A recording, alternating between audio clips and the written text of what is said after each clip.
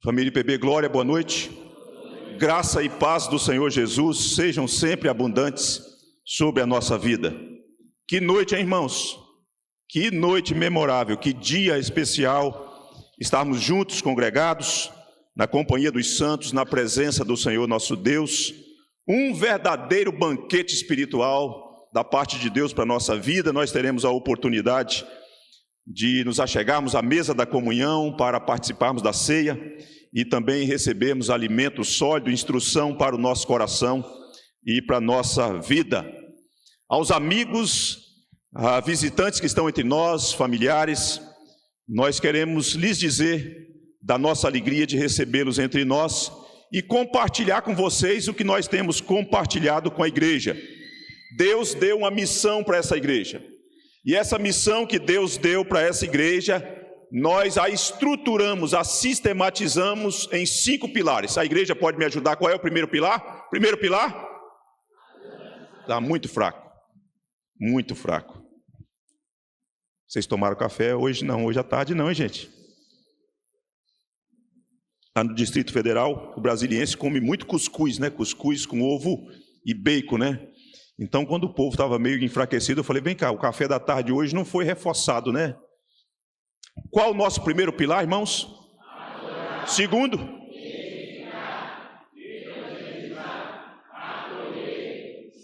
E servir. Hoje nós vamos para o 5º pilar da nossa missão, que é servir ao Senhor Deus. E servir o povo de Deus, as pessoas, o nosso semelhante. Nossa missão é servir o nosso próximo.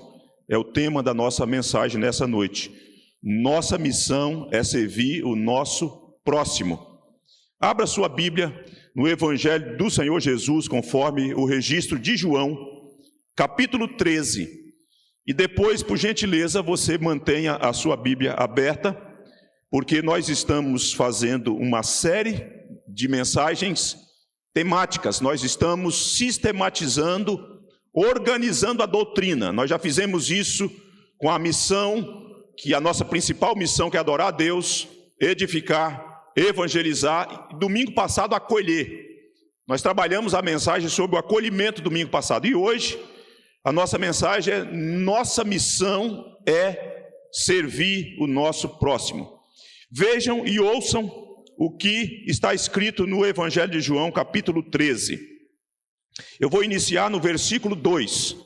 Diz assim: durante a ceia, tendo já o diabo posto no coração de Judas Iscariotes, filho de Simão, que traísse a Jesus, sabendo este que o Pai tudo confiara às suas mãos, e que ele viera de Deus e voltava para Deus, levantou-se da ceia. Veja só, no versículo que nós lemos, diz que durante a ceia, e num determinado momento, levantou-se da ceia, tirou a vestimenta de cima e, tomando uma toalha, cingiu-se com ela. Depois, deitou a água na bacia e passou a lavar os pés aos discípulos e a enxugar-lhes com a toalha com que estava cingido.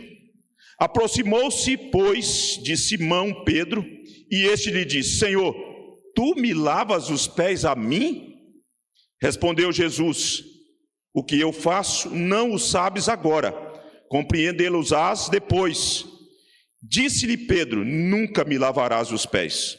Respondeu-lhe Jesus: se eu não te lavar, não tens parte comigo.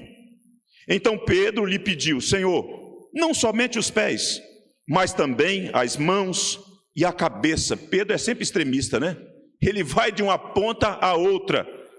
Declarou-lhe Jesus: quem já se banhou não necessita de lavar senão os pés. Quanto ao mais, está tudo limpo. Ora, vós estáis limpos, mas não todos, disse Jesus. Pois ele sabia quem era o traidor. Foi por isso que disse: nem todos estáis limpos. Versículo 12. Depois de lhes ter lavado os pés, tomou as vestes e, voltando à mesa, perguntou: compreendeis o que vos fiz? Vós me chamais o Mestre e o Senhor, e dizeis bem, porque eu o sou. Ora, se eu, sendo o Senhor e o Mestre, vos lavei os pés, também vós deveis lavar os pés uns dos outros, porque eu vos dei o exemplo para que, como eu vos fiz, façai vós também. Em verdade vos digo que o servo não é maior do que o seu senhor, nem o enviado maior do que aquele que o enviou.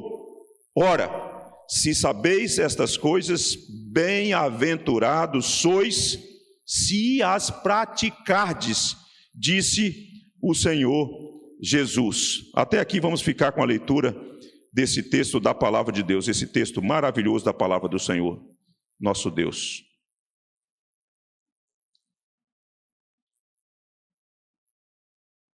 Deixe só abrir aqui esses recursozinhos para nos ajudar na questão do tempo.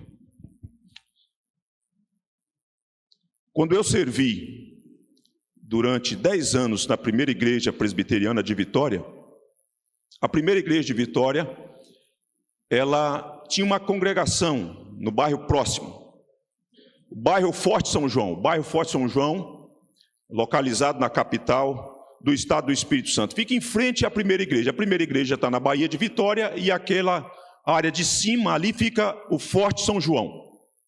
E ali a igreja tomou iniciativa, por parte de alguns irmãos, de realizar um trabalho social e ao mesmo tempo de cunho evangelístico. Então o que era feito lá? Era dado reforço escolar para crianças na área de risco. Então as crianças que estudavam à tarde iam para o projeto de manhã, recebiam um lanche, alimentação, reforço escolar e recebiam também o evangelho. Aqueles que estudavam de manhã, à tarde fazia esse processo inverso. E em razão desse projeto, desse trabalho, surgiu então uma congregação e coube-me a mim, uma vez por mês, dar atos pastorais lá naquela congregação. Um povo muito amável, muito querido, crentes piedosos que foram atraídos pelo evangelho naquele lugar. E aquele lugar tinha um cenário, era um cenário bem controverso e bastante perigoso. Mas como eu era pastor e fazia parte, estava no projeto social, então as pessoas do crime organizado tinham respeito pela figura do pastor, e as pessoas dali que comandavam o crime organizado, eles não mexiam naquele imóvel, naquele lugar onde o trabalho social era realizado, e da igreja também. Eles tinham respeito, porque embora eles envolvidos naquela prática de crimes, eles, entretanto, não desejam e não desejavam que os filhos enveredassem por esse tipo de caminho que eles trilhavam. Então a gente gozava do respeito. Mas num determinado domingo, depois de ministrar a ceia, nesse dia eu não estava de carro, então para subir e chegar no projeto, a gente tinha que vencer 284 degraus. É muita escada, né? Você tinha aqueles lugares que a prefeitura planejou para você ganhar um fôlego, e os demais era degraus. Acho que é por isso que a minha panturrilha, mesmo sem fazer academia, ela está bem enrijecida, né? Foram várias vezes, uma vez por mês pelo menos, eu subi aquelas escadarias. Nesse dia, de modo específico, a gente terminou, o clima não era muito legal, então a gente tinha meio que sinalizações da comunidade, da igreja, que sabia quando o clima estava pesado, mas esse dia não estava pesado só por conta da presença do crime organizado. Estava pesado também porque uma tempestade, uma chuva, estava se aproximando, então nós terminamos e logo começamos a descer.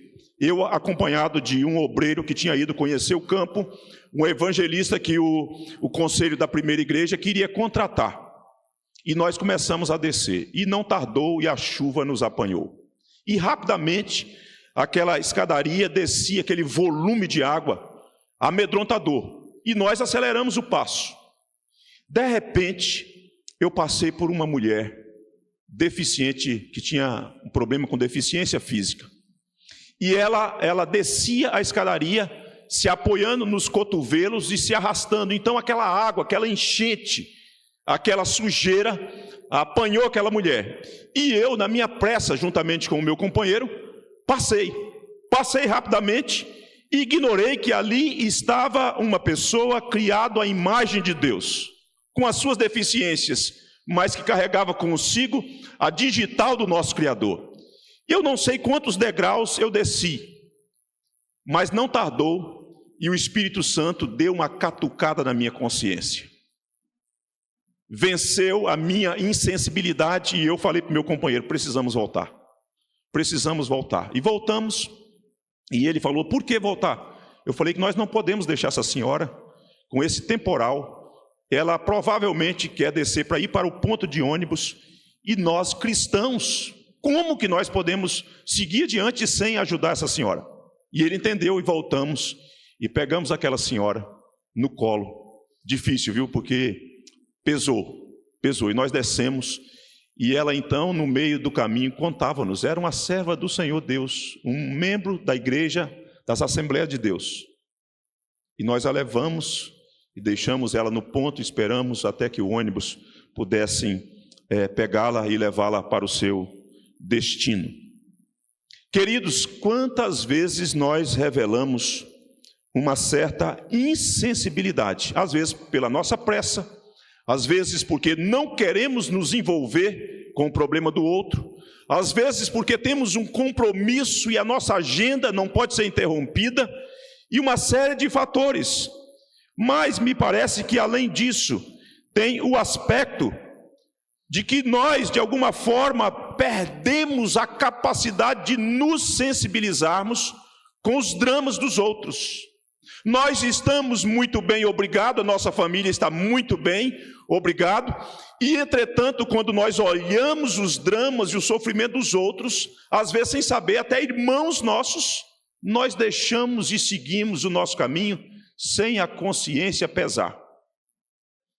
Mas às vezes, por bondade e graça, o Espírito Santo dá um catucão na consciência da gente, para a gente parar, rever, repensar, recuar, refazer a rota do nosso caminho para acudir aqueles que sofrem.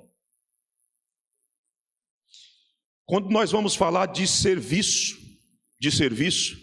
dois perigos nós precisamos evitar quanto o assunto é serviço a ser prestado à sociedade contemporânea.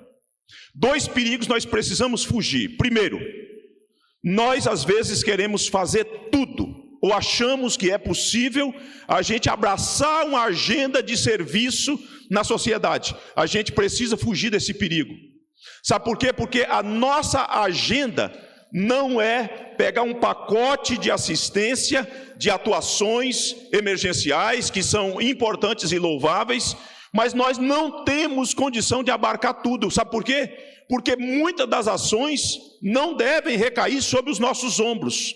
Ela pertence, numa grande medida, ao governo municipal, ao governo estadual e ao governo federal. Então nós precisamos fugir desse perigo de tentar abraçar e abarcar tudo e nos perdermos no caminho e deixar de cumprir a nossa principal função, que é pregar o Evangelho. Esse é um perigo que a gente precisa fugir. E uma outra coisa ainda relacionada a esse perigo, as igrejas locais, prestem atenção no que eu estou lhes falando. As igrejas locais não têm DNA para fazer tudo o que é preciso fazer numa sociedade. Às vezes nós precisamos descobrir qual é o nosso DNA de atuação naquela cidade. Tem igrejas que elas têm no DNA determinadas ações, e elas fazem muito bem, e se a gente tentar fazer, a gente nunca vai conseguir fazer como elas fazem. Mas tem coisas que Deus nos deu como tarefa para fazer, que as outras igrejas, das muitas igrejas sérias e comprometidas com o Evangelho, elas não vão conseguir fazer o que a família IPB Glória faz. Quem está me entendendo aqui? Não estou perguntando, você está concordando, não é? O segundo perigo, então o primeiro é tentar abarcar tudo, trazer tudo para os nossos ombros e ficarmos refém e não cumprir a principal missão que nós temos. O segundo que nós precisamos fugir é pensar que nós não temos dever e responsabilidade social. Esse é o segundo perigo. Um é tentar abarcar tudo. vou fazer tudo, vou amenizar todos os dramas da sociedade, vou acudir isso, vou acudir aquele. Não dá para fazer e nem é nosso papel fazer tudo. Mas o outro perigo é a gente pensar, eu não tenho que fazer nada. Isso não é responsabilidade minha. E você então, em razão de uma insensibilidade, você para de fazer coisas que estão no nosso radar, que faz parte da nossa esfera de atuação, no que diz respeito ao serviço, ou ao servir o próximo. Veja só que texto bonito de Provérbios. Olha só que vai ser projetado aí, Provérbios capítulo 3, versículo 27.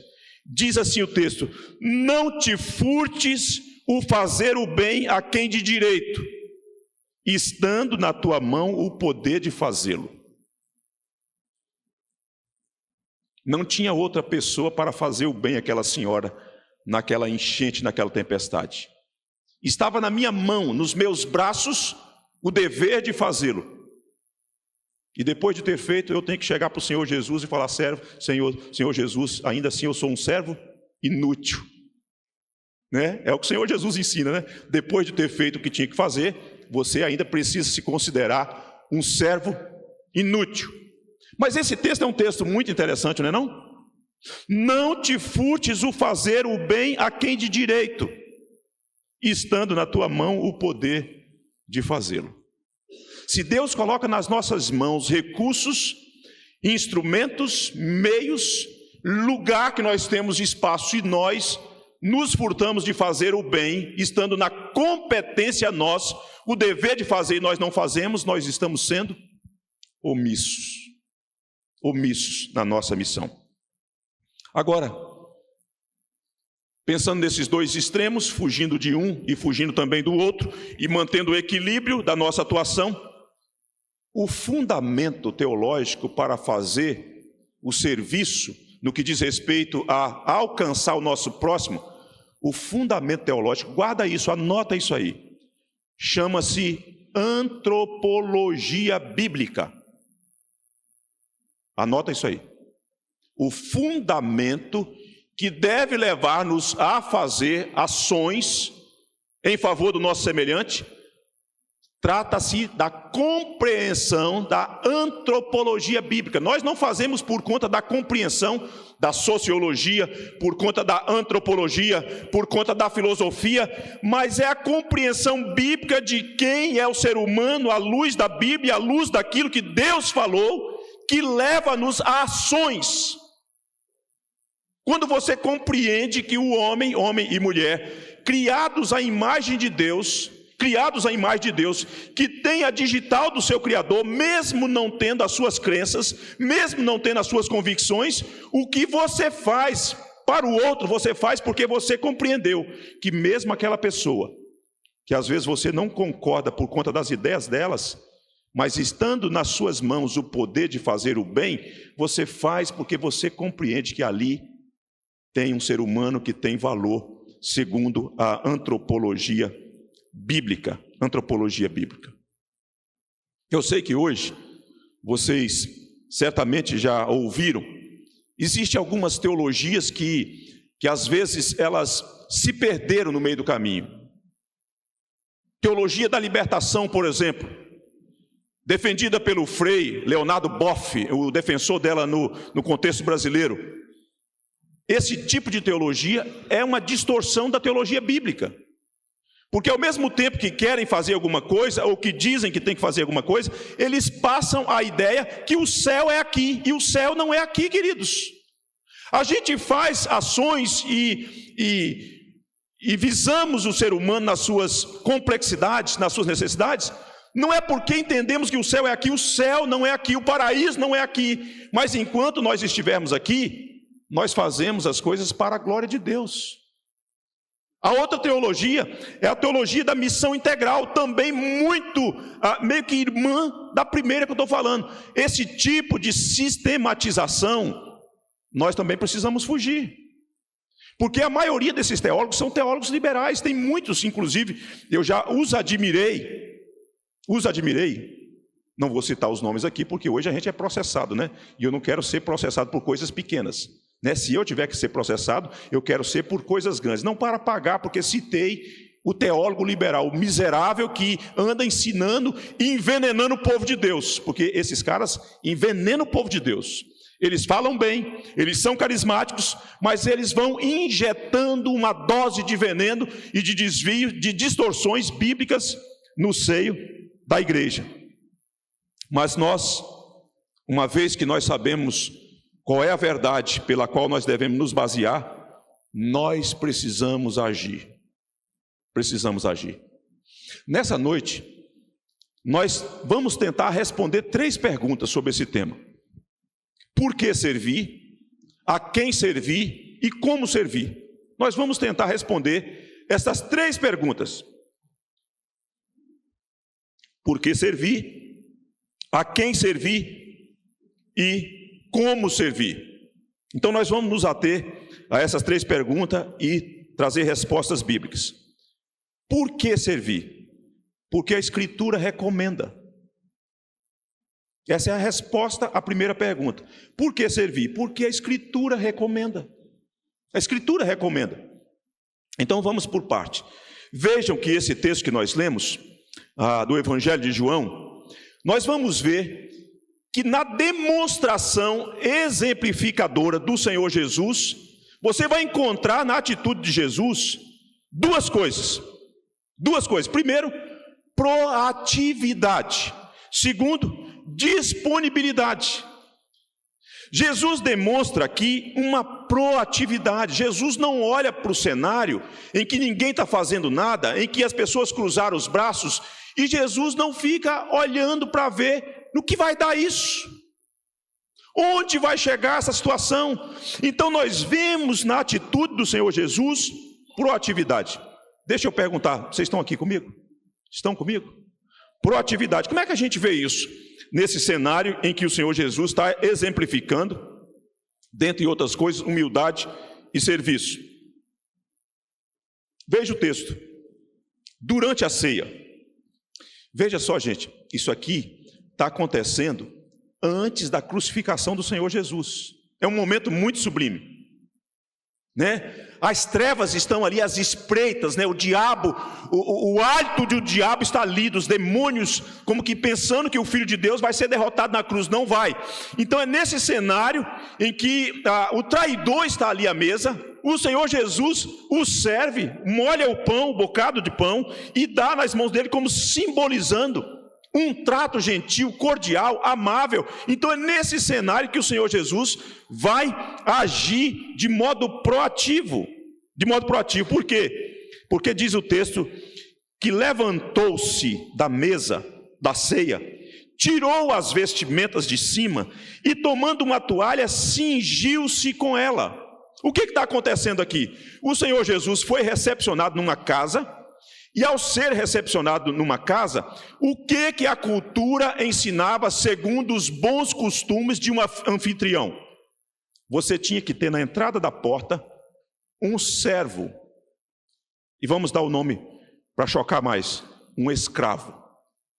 Um escravo tinha que estar ali na entrada da porta, de modo apropriado, com prontidão, com disposição para servir, com a bacia de água, com toalha ali, para que cada convidado que fosse recepcionado pelo anfitrião na casa, aquele escravo tinha que agachar-se e lavar os pés de cada um que fosse recebido na casa, porque se comia em torno da mesa com os pés virados uns para os outros.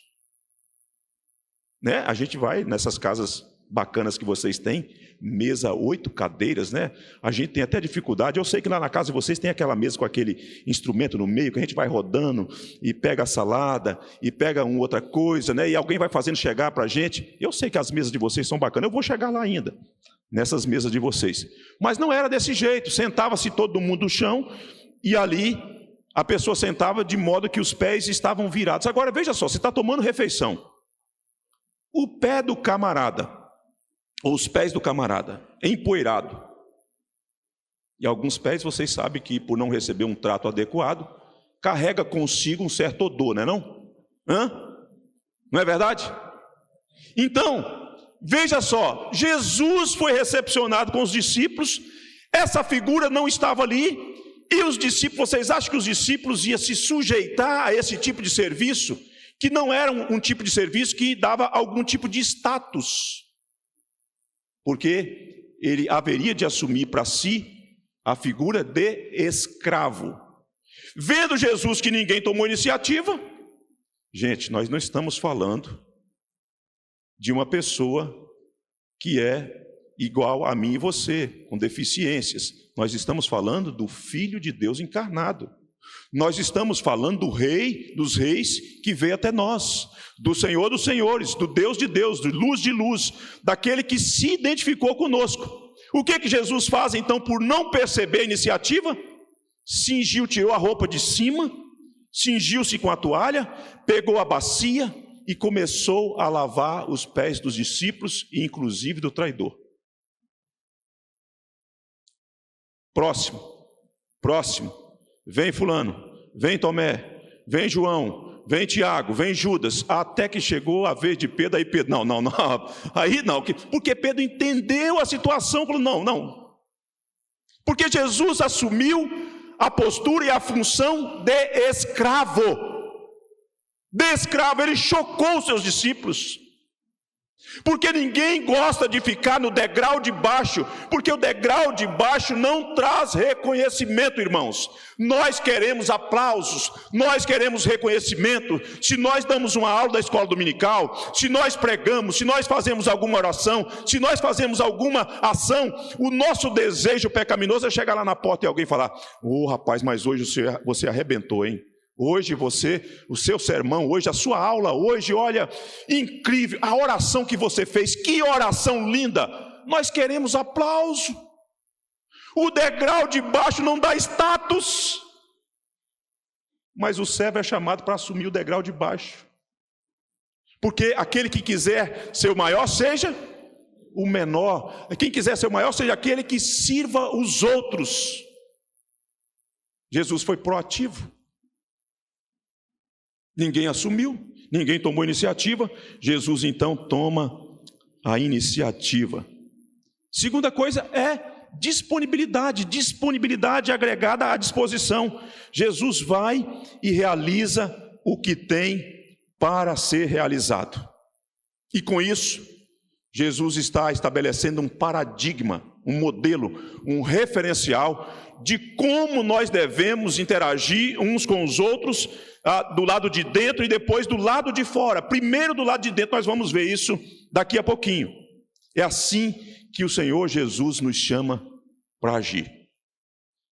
E veja só o contexto desse texto que o Senhor Jesus está ensinando, conforme o registro de Lucas. Conforme o registro de Lucas, capítulo 22, versículo de número 27.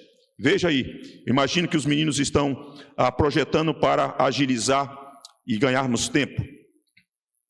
Olha só, o versículo 27, está dentro daquele contexto em que os discípulos, a ceia está acontecendo e tem uma conversa entre eles ali, sabe?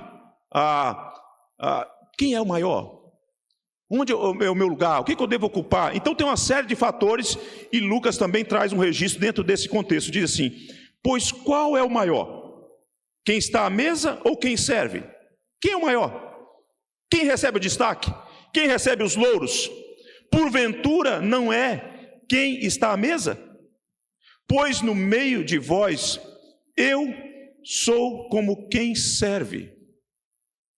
Jesus está falando assim, olha, a primazia deveria ser minha de reconhecimento, entretanto, eu sou quem serve.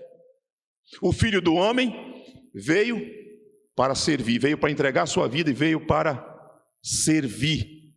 Queridos, nós temos aqui, nessa demonstração do Senhor Jesus, uma demonstração de humildade. Servir o próximo é despir-se da roupagem da autoconfiança, da roupagem do reconhecimento, da busca pelo reconhecimento, e ser humilde, colocar o avental, queridos.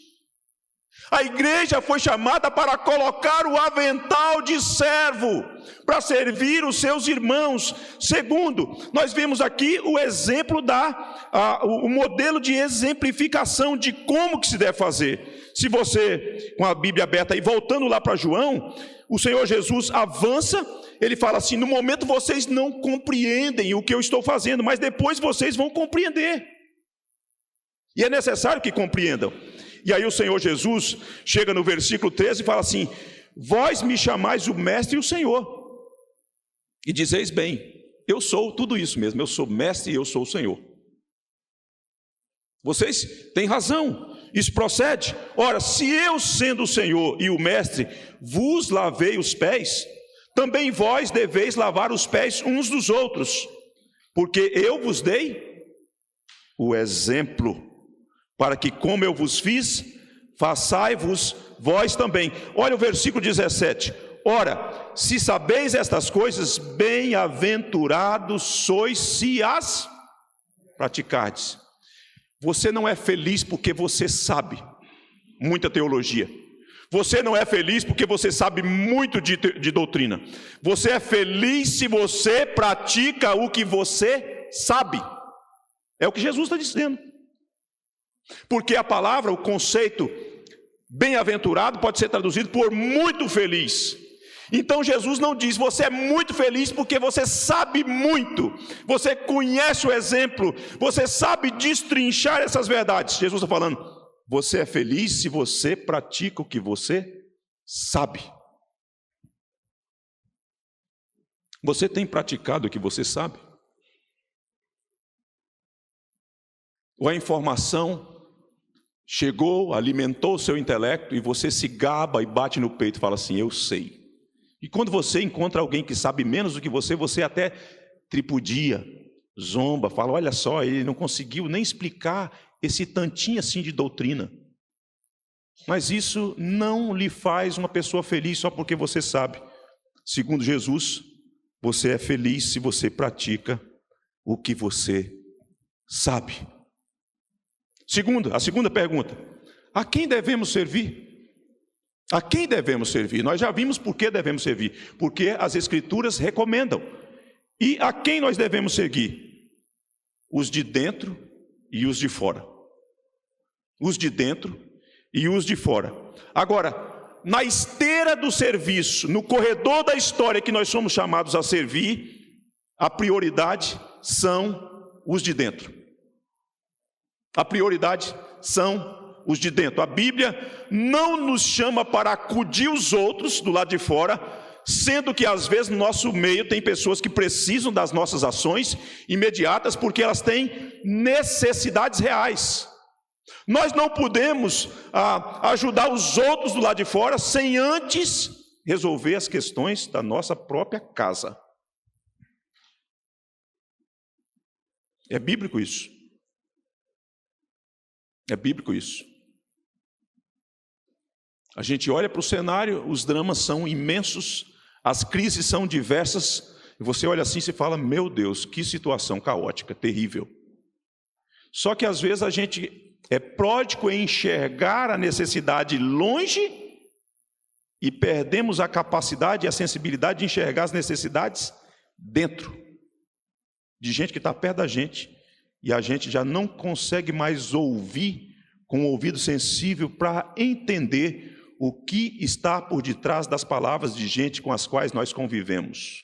E aí, meio que damos de ombros, porque perdemos a capacidade de perceber o outro nas suas necessidades reais, e falamos e discursamos no que diz respeito às necessidades dos de fora, enquanto que os de dentro estão clamando pelas nossas ações, pelo nosso ombro, pela nossa empatia, por algo que vai fazer a diferença na vida delas. Cadê os meninos? Moços e moças, jovem, levanta a mão assim. Eles ficam envergonhados, ficam todos vermelhos, né? Bárbara nem levanta a mão, fala, nem levanta. Adolescentes, levantem as mãos. Faz assim para eu ver vocês. Ah, Fabinho lá, você se achando, hein, Fabinho? Deixa eu te dizer uma coisa. É muito comum, quem vai a cinema, eu gosto de ir a cinema, de ver filme, né? Acompanho para ver o que está acontecendo. Você ir ao cinema talvez por conta do ambiente, a trilha sonora, as imagens. E se tem alguma coisa de drama, você olha e você dá uma espiada do lado assim e tem gente com lencinho. Aquele mundo fictício de Hollywood sensibiliza você por conta das imagens, do som que te envolve naquela atmosfera, aquela poltrona lá do cinema. Mas quando você depara com realidades reais, você não chora. Você não consegue se condoer. Quando a realidade está diante dos seus olhos, você vê, mas você faz de conta que não viu e segue, você não chora. Mas o som e as imagens fazem com que você fique sensibilizado. Enquanto que pessoas perto de você, pessoas dentro do nosso arraial, às vezes passando por aperreios de situações difíceis, nós não conseguimos mais condoer. Porque os nossos filhos são filhos de uma geração desse elemento artificial, virtual, sem profundidade relacional. É por isso que eles não conseguem chorar com os dramas reais, mas conseguem chorar com os dramas que são irreais, que são fabricados no mundo de Hollywood. Isso é trágico. E isso chega no nosso meio, no nosso convívio de gente que deveria amar gente e ser pródiga em cuidar de gente. Primeiro, os de dentro. Primeiro os de dentro. Se você olhar para a fala do Senhor Jesus, quando ele está falando, nesse texto que nós lemos, ele diz assim, ó, porque eu vos dei o exemplo, versículo 15, para que, como eu vos fiz, façai vós também. É um serviço dado aos de dentro e não aos de fora. No primeiro momento, o alvo é gente de dentro. É gente que é irmão, é gente que é filho do mesmo pai, é gente que foi alcançado pela mesma graça, é gente que está vivenciando as mesmas coisas que Deus está fazendo. Mas talvez você não fique satisfeito só com esse texto, e eu convido você então a olhar o que Paulo diz na sua carta aos Gálatas, capítulo 6. Vejam como é que Paulo estabelece esse princípio que já fora dito pelo Senhor Jesus. Olha, Gálatas capítulo 6, versículo de número 10. Diz assim o texto, vamos retomar ou iniciar do versículo de número 9. Diz assim, e não nos cansemos de fazer o bem, porque a seu tempo ceifaremos, se não desfalecermos. Por isso, enquanto tivermos oportunidade, o que diz aí o texto? Façamos o bem a todos, mas aí vem uma explicação. Mas, principalmente aqui é de primeiro, é numa categoria de necessidade em que você vai empreender ações, mas principalmente os da família da fé. Primeiro, os meus. Primeiro a gente cuida dos nossos. Serviço. Como nós devemos agir? Como nós devemos agir? O Senhor Jesus, ele trata desse assunto quando ele vai falar de escatologia. Aquelas coisas que hão de acontecer por ocasião da volta do Senhor Jesus. Vejam o que ele diz, o que ele ensina em Mateus capítulo de número 25, a partir do versículo de número 34, eu vou tomar a leitura a partir do versículo de número 34. Diz assim, então, dirá o rei aos que estiverem à sua direita, vinde benditos de meu Pai, e entrai na posse do reino que vos está preparado desde a fundação do mundo. Porque tive fome e me deste de comer, tive sede e me deste de beber, era forasteiro e me hospedastes. Estava nu e me vestistes, enfermo e me visitastes, preso e fostes ver-me. Então perguntarão os justos, Senhor, quando foi que te vimos com fome e te demos de comer, ou com sede e te demos de beber? E quando te vimos forasteiro, te hospedamos, ou nu e te vestimos? E quando te vimos enfermo, ou preso e te fomos visitar? O rei, respondendo, lhes dirá, em verdade vos afirmo que sempre que o fizeste a um destes meus pequeninos irmãos, preste atenção nisso, a mim o fizestes. Aqui não é os de fora, queridos. A gente pega esse texto aqui, às vezes, para falar que a gente tem que agir montar uma ação social para com os de fora. Não, Jesus qualifica que tipo de gente, sempre que fizeste a estes pequeninos, meus irmãos, e Jesus não chama aqueles que são inimigos do Senhor Deus, inimigos da igreja, inimigos da cruz, inimigos da Escritura. Jesus não os chama de irmãos, primeiros de dentro. Primeiros de dentro. Mas ele não exclui os de fora, mas primeiros de dentro. Se a gente vê irmãos nossos que passam por necessidades reais, e a gente fechar os olhos, ou fechar o bolso, ou não empreender nenhuma ação para amenizar o drama, nós estamos agindo friamente e egoisticamente, individualistas. Nós estamos assumindo uma postura assim, desse jeito. Agora, veja só, nesse ensino do Senhor Jesus de escatologia, servir os nossos irmãos deve ser algo tão natural, tão natural. Você sabe quando uma coisa é natural e você, aquilo meio que é automático você fazer? Quem aqui está me entendendo? Aquele negócio que vem e faz parte de você, torna-se parte da sua essência, de quem você é. Você faz, você simplesmente faz.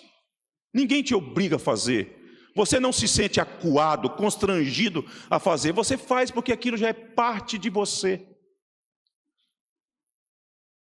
Eu vou citar aqui porque acabei olhando e vendo. Beth poderia, nas férias agora, falar, não, estou de férias. Porque serviço de capelania, tem dia que a gente volta para casa, parece que a alma da gente ficou lá. A gente vem para casa, o corpo vem e a alma está vindo meio que atrás assim, né? Né, Beth? Aí quando a gente chega depois de um banho, aí ela chega também, a gente vai, chegou. A Adriana faz serviço de capelania, né, Adriana? Esse dia eu estava vendo ela e uma equipe aqui, visitaram, vai ao hospital visitar, visita 5 pessoas. 5 pessoas, vai numa ala daquelas assim, que é punk, né? Que você olha assim e a doença está fazendo a pessoa definhar. Vai para você ver como é que você volta. Você volta cansado, exaurido.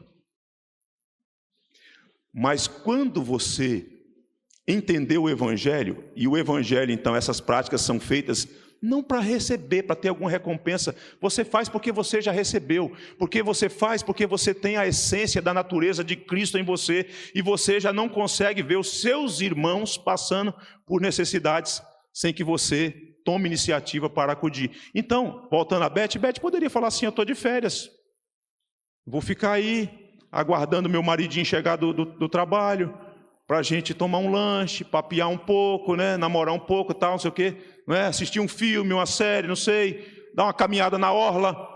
De repente a Beth falou para o marido, estou indo para o bar. Estou indo para o bar. Nos trouxe um desafio, por quê? Porque tem irmãos nossos lá. Porque o irmão Fábio Henrique, né? Nome bonito, né? Porque o irmão Fábio Henrique, quando chegou na igreja que ele é pastor, viu a igreja destruída, ele começou a chorar. Olha o prato da bateria, olha o tambor da bateria, a igreja está destruída, irmãos. Então a gente não consegue olhar para esses dramas e ficar com os braços cruzados.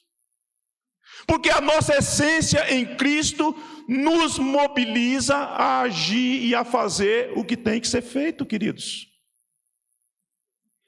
Então, veja só que o Senhor Jesus trata dessa questão, e então diz assim o texto: o rei respondendo lhes dirás, em verdade vos afirmo que sempre que o fizeste a um destes meus pequeninos irmãos, a mim o fizestes. Então o rei dirá também aos que estiverem à esquerda, aí vai dizer para os outros. Mas o que eu chamo a sua atenção é que as pessoas que faziam o que era para ser feito, elas falam, quando é que a gente fez isso? É por quê? Porque tinha se tornado tão comum que elas nem se deram conta de que elas faziam aquilo no dia a dia. Quem está entendendo aqui, pelo amor de Deus, que eu estou falando? Nós precisamos incorporar nas nossas ações algo que seja tão parte de nós que a gente simplesmente faz. A gente não fica esperando o outro fazer, a gente simplesmente faz, estando em nossa condição de fazê-lo.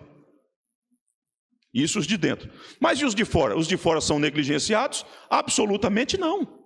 não devem ser negligenciados, também são alvos da nossa ação dentro dessa dimensão do prioritário, primeiros da família da fé, depois os outros, porque Paulo, quando vai dizer lá na carta, dá para projetar aí de novo?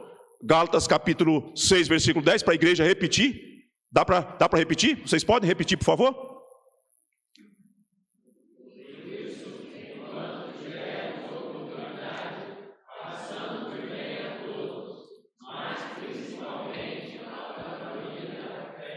Então tem aí também uma abrangência de ação.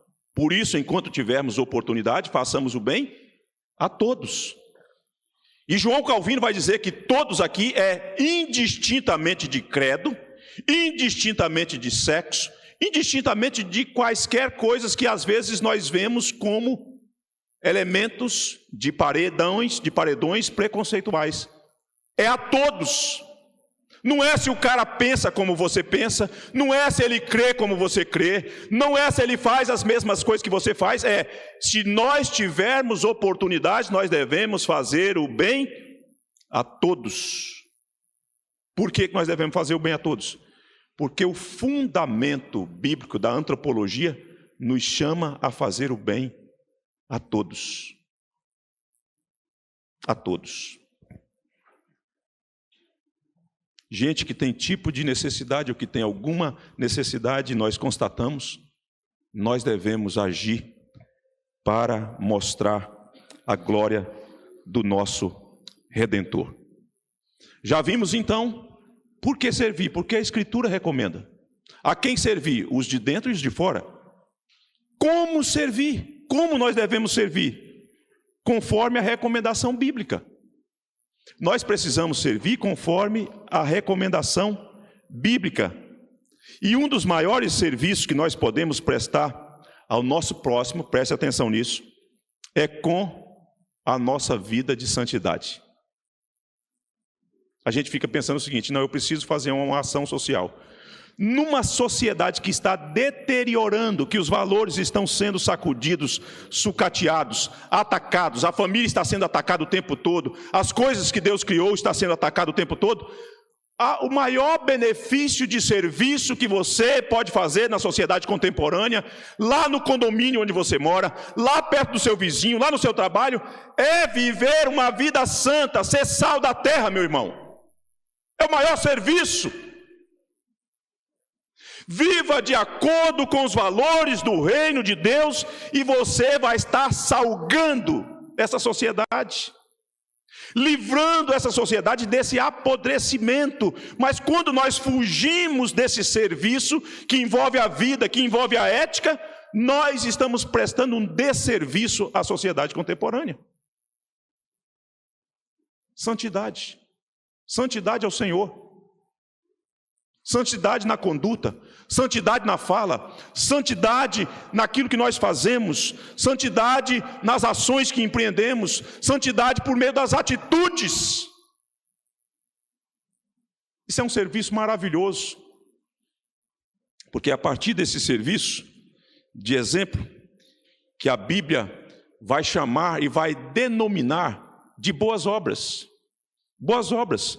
Vejam o que vai dizer Mateus, o Senhor Jesus vai dizer em Mateus vai registrar no Sermão do Monte, para você entender. Olha só o que o Senhor Jesus está ensinando, a gente precisa interpretar o texto dentro do seu contexto. Vós sois a luz do mundo, não se pode esconder a cidade edificada sobre um monte, nem se acende uma candeia para colocá-la debaixo do alqueire, mas no velador, e alumia a todos os que se encontram na casa. Ele está falando de testemunho. Testemunho, santidade, comprometimento com o reino de Deus. Aí ele diz: assim, brilhe também a vossa luz diante dos homens, para que vejam as vossas boas obras e glorifiquem a vosso Pai que está nos céus. Boas obras aqui não é assistência social. Boas obras aqui tem a ver com testemunho. Vós sois a luz do mundo. Portanto, o maior serviço que nós podemos prestar à sociedade tem a ver com santidade. Santidade. Às vezes eu saio com a minha esposa, né? E aí ela fala assim, uma vez ou outra, né? Ela fala assim, mas você está xiita demais. Porque, queridos, eu sei de onde o Senhor Jesus me tirou, eu sei que Ele me tirou do lamaçal de pecado, das trevas. Então, tudo que possa me reportar, me fazer lembrar de um passado de engano, de trapaça, de mentira, eu fujo. E eu sei que ela me ama, né? Quando ela fala assim, né? Ela está só tentando me livrar também do farisaísmo, porque a tendência também para você virar fariseu é grande, não é? A gente é afeito a extremo, né? Ora, a gente quer viver sem lei, completamente sem lei. Não, é graça agora, deixa a lei para lá. E ora, a gente quer só lei, é norma. A gente gosta desse negócio, né? Vai gostar de extremo assim lá no mato.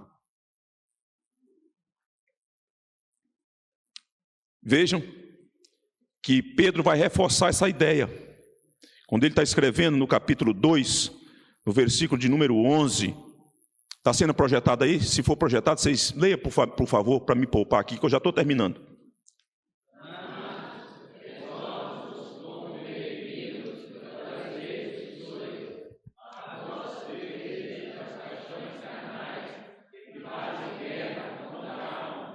Versículo 12.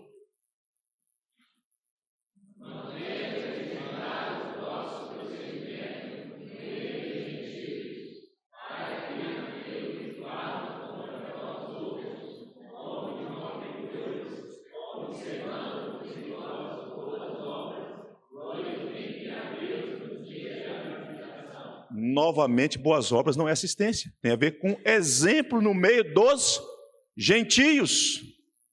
É a mesma ideia do Senhor Jesus. Pedro está só replicando o que o Senhor Jesus ensinou.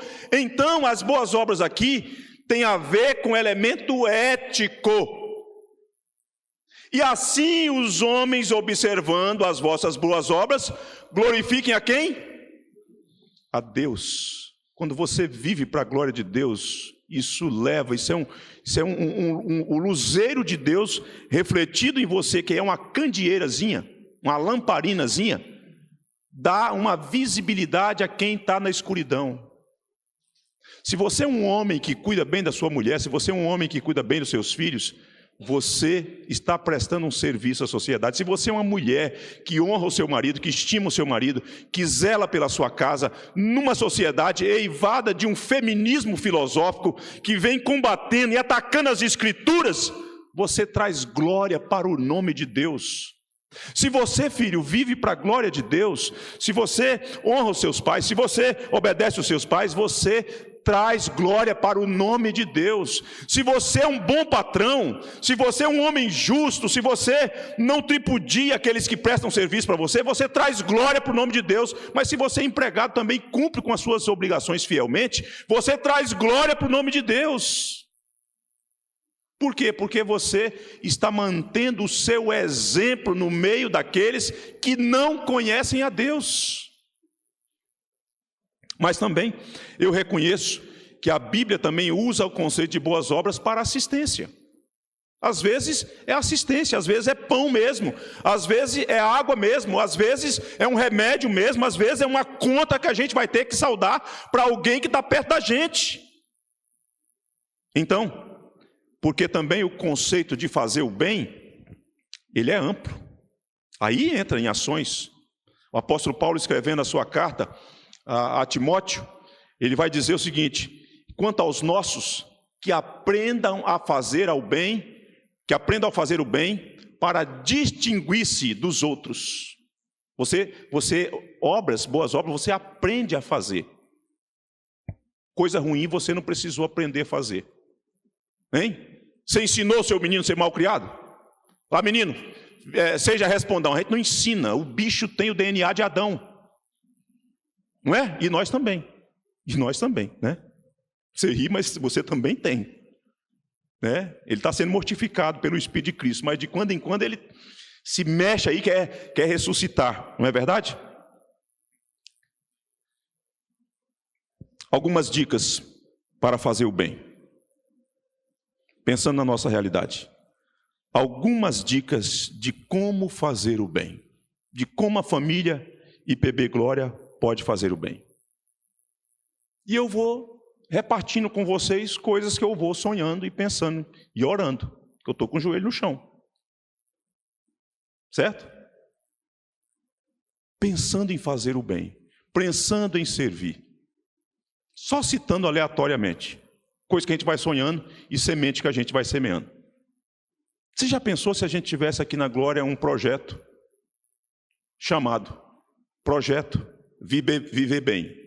Ou Projeto Bem Viver? Eu fiquei na dúvida, o que seria melhor, o que rima melhor? Bem viver ou viver bem? Viver bem. A população em torno da Igreja da Glória é uma população que tem envelhecido. Tem muitos idosos nas casas que circundam a nossa igreja. Basta você subir aqui, são pessoas que já moram aqui 50 anos. Eu conversei com um aqui outro dia, falou, não, tem 50 anos que eu moro aqui. Meu avô morava aqui, agora eu moro aqui. Daqui a pouco os filhos também, né? E essa coisa toda. A gente não podia, talvez, no seio da nossa igreja, Deus levantar um educador físico. Uma pessoa da educação física. E a gente usar esse espaço nosso aqui para as senhoras e senhores fazer alongamento de manhã. Vi para amanhã, não estou falando, isso não é para agora não, tá, Luciano? Rui, Moisés, calma, Wellington, calma, vamos devagar. Franz, devagar, né? Augusto não está aqui, depois a gente fala com ele. Fala, ai meu Deus do céu, o homem pirou. Projeto Viver Bem, um monte de idosos aqui em torno dessa igreja, um espação, um elefante branco a semana toda aqui parado. Um salãozão que uma vez por ano a gente faz um almoço ali. Um educador físico, aquelas coisas para os senhores e senhoras, mais 60, né? Mais 60. A gente botar ali uma fruta para o camarada vir, fazer alongamento, esticar, cuidar do corpo que é templo do Espírito, e a gente começar a repartir o Evangelho. Fazer o bem. Fazer o bem aos idosos do nosso bairro que estão envelhecendo, que não conhecem o Senhor Jesus, estão distantes de nós, às vezes tem medo de conversar conosco porque pensa assim, vem esse crente chato, vem ele me falar da religião, é assim que eles falam, né? Vem ele com essa religião dele, mas ele não entende que eu sou da religião do meu avô, eu nasci assim, eu vou morrer assim, eu não deixo a minha religião. Aí a gente começa a fazer o bem. Vamos esticar aqui, meus amigos, vamos fazer aqui alongamento e de repente um pezinho de um lado, meio quilo de um lado, meio quilo do outro, educador crente. A Mirella é educadora física, não é? Mas ganhou, agora chegou o Guilherme, né? A gente vai ter que esperar aí alguns meses, né? Daqui a pouco nós vamos interagindo e alonga-se aqui, alonga-se ali, os ossos, né? Porque você sabe que depois de 50 a gente fica igual milho de pipoca, né? Estala tudo. Não é? Tem hora que eu vou fazer assim, e o negócio vai, meu Deus do céu. Projeto Viver Bem. Nosso espaço fica aí. A gente pode usar isso com prudência, com sabedoria. Essa igreja vai crescer, irmãos. Sabe por que as coisinhas estão acontecendo aí à nossa volta, tentando inquietar a gente, roubar a paz da gente? É porque as trevas já viram que nós não vamos ficar parados. Nós não fomos chamados para ficar parados. Nós estamos aqui para cantar os louvores como nós cantamos aqui nessa noite, para pregar como nós estamos pregando, para participar da ceia como nós estamos participando, para difundir o Evangelho e fazer o bem a todos, enquanto tivermos oportunidade.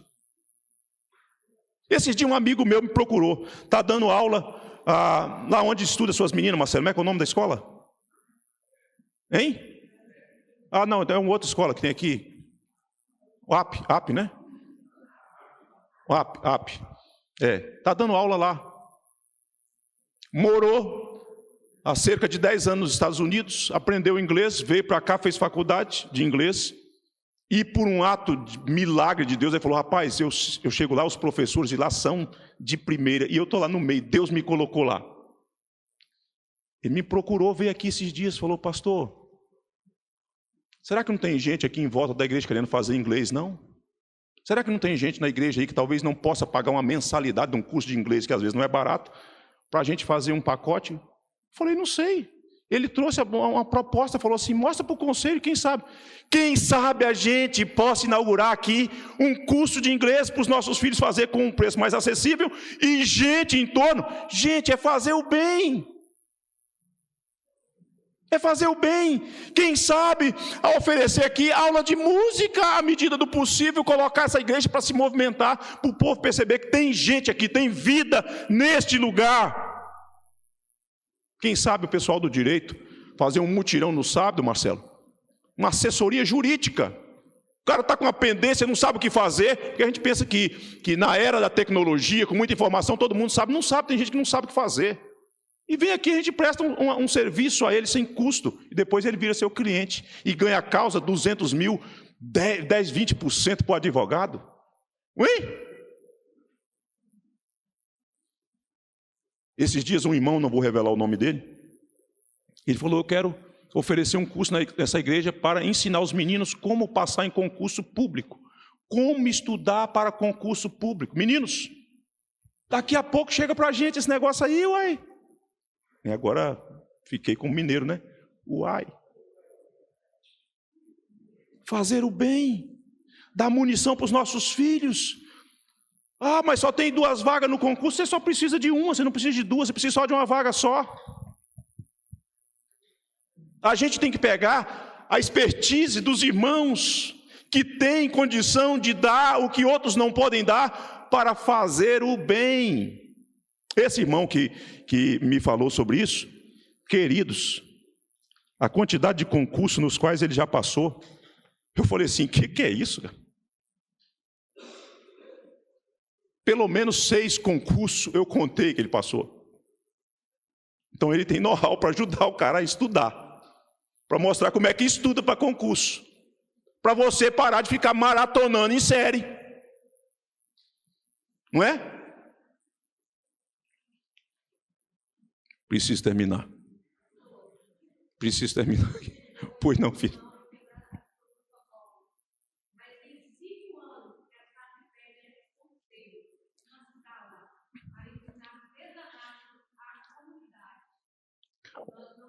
Olha aí, fazer o bem. Vamos fazer o bem.